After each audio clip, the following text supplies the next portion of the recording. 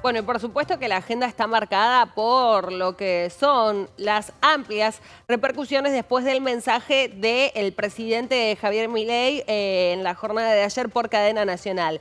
En este caso, sin duda, un fuerte impacto en lo que va a ser el sector productivo, las empresas, incluso y la poca participación del Estado o la nula participación, mejor dicho, en la regulación, no justamente de la actividad económica. Vamos a hablar con Ariel Maciel, ya está conectado con nosotros. En este caso ya hay repercusiones por parte del Círculo Rojo y cómo se posiciona ante el anuncio de ayer. Ari, ¿cómo estás? Buen día.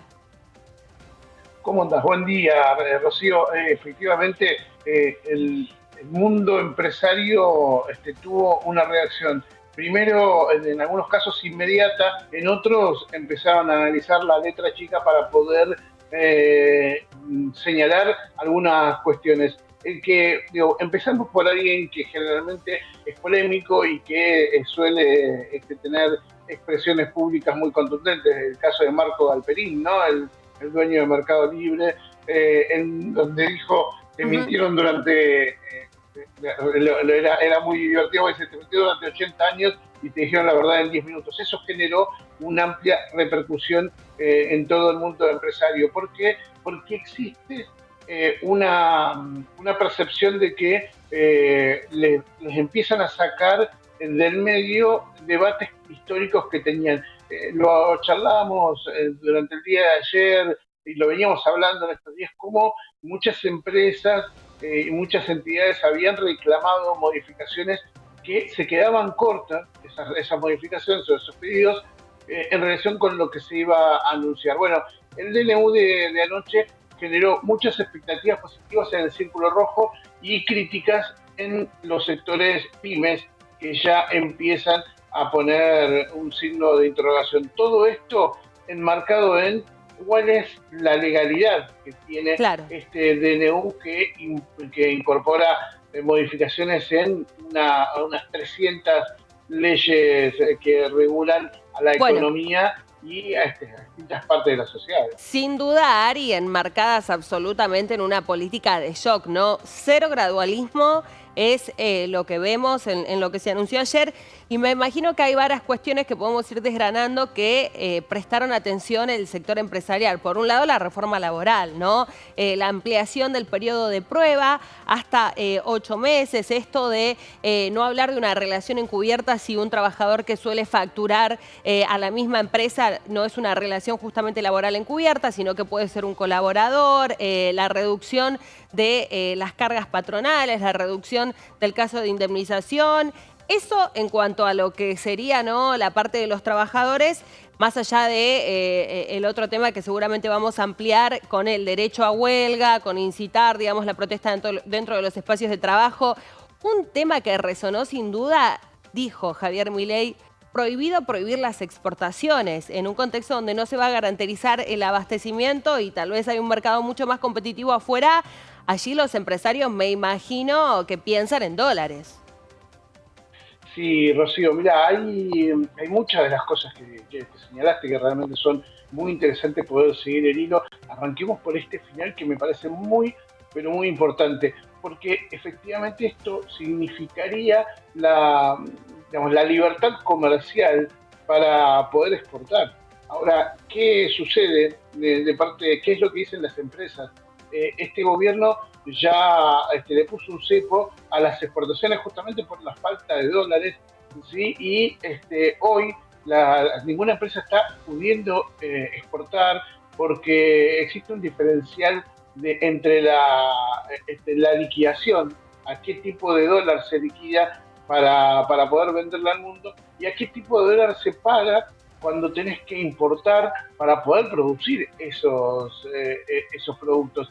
La verdad es que empieza a haber una suerte de reclamo sobre si esto es lo que se espera hacer para adelante, pero que no se está haciendo ahora y que no hay demasiadas referencias. Pero efectivamente, si esto se termina cumpliendo, las empresas empiezan a pensar que van a tener acceso a los dólares, que van a tener relacionamiento justamente con el mundo de otra manera y ahí podemos dividir cuál es la mirada, ¿no? Por eso hablábamos, hay la reacción del círculo rojo, por un lado, Ujú. las grandes empresas, aquellas que tienen capacidad de pensar menos en mercado interno y de pensar más exportaciones, diferente de lo que están pensando las pymes, que están más vinculadas con la necesidad de un mercado interno mucho más fuerte. Bueno, el Círculo Rojo está muy conforme con lo que se anunció en el día de ayer.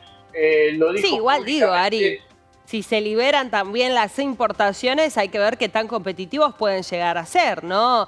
Incluso ahí ya nos vamos a meter un guiño. Se nombraron dos empresas, una, la de Elon Musk, y la otra, Aerolíneas Argentinas, ¿no? La parte positiva, la parte negativa, digo, incluso la liberación de los cielos. Ahora veremos si esta competitividad que se plantea con esta, lo que es efectivamente una desregulación de la economía, qué hace con los precios, ¿no? Y qué tantas empresas tal vez pueden estar interesadas o no en venir a comerciar a nuestro país en este contexto. Bueno, ese es un punto clave. Primero porque Javier Milei ayer ratificó lo que anunció en en el Congreso cuando minutos después le habló a la población después de su asunción presidencial, que dijo que la Argentina está en crisis durante los próximos 2 años. Y ayer, con este decreto, es un decreto de emergencia que pone en emergencia a la Argentina por lo menos hasta el 31 de diciembre del 2024. ¿Qué implica eso Del para las 25. inversiones? Del 25, perdón. ¿Qué implica esto? Digo, ¿qué implica justamente para las inversiones? Es muy poco atractivo un país que está en emergencia económica, que tiene estas condiciones, que dice que no va a crecer durante 2 años y que teóricamente le arman estructura para que vengan a invertir. La verdad es que si no es una inversión que se lleva una rentabilidad muy importante, ahí va a venir a ser un negocio de Claro. largo plazo a una Argentina que no tiene condiciones justamente de pagar ese tipo Sí, de cuestiones, ¿no? pienso, a menos que sean, digo, inversiones que tengan que ver con la explotación petrolera, con la explotación del Claro. litio y con los recursos naturales que en definitiva está mirando el mundo. Ari, antes de despedirte te quiero hacer una pregunta. Están convocando en respuesta, ¿no?, a los esporádicos cacerolazos espontáneos, además improvisados, que se realizaron ayer en algunos sectores del AMBA. Están convocando un banderazo a favor, ¿no?, de este DNU, obviamente seguidores de Javier Milei. ¿Se aplicará el protocolo de Patricia Bullrich en ese caso, con esa convocatoria que creo que es del Congreso al Obelisco, del Obelisco al Congreso?